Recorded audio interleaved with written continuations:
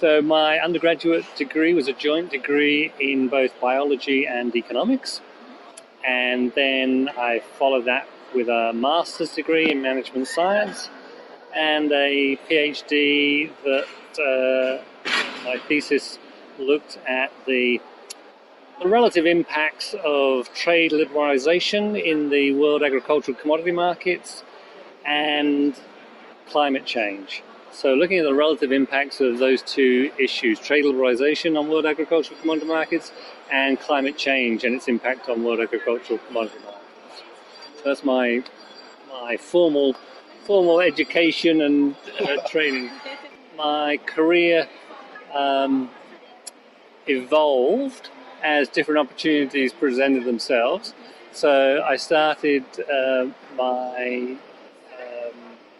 my career as a research assistant, and following from that I became an academic, a lecturer in environmental economics and ecological economics. That's what I taught for about 7 years as a lecturer.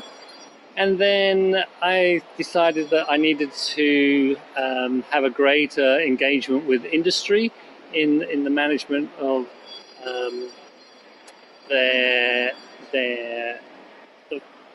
issues that they face, industry face in natural resource areas, agricultural areas.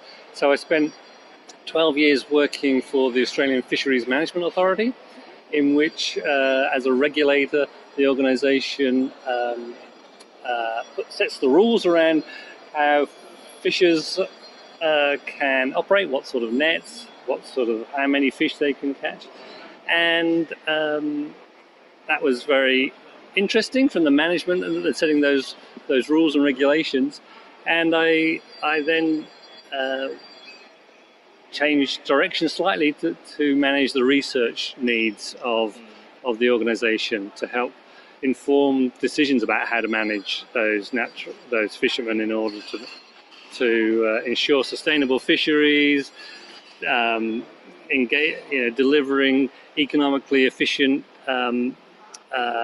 solutions to the management of those fisheries, and making sure that was done in a partnership with the industries to make sure that those rules and regulations made sense from their perspective.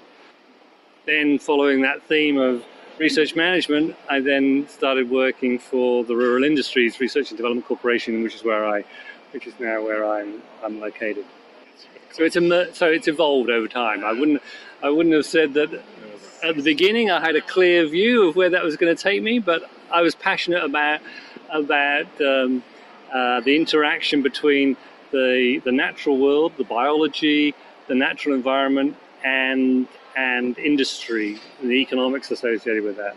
So it's that intersection that has always guided my interests in my working history. Yeah.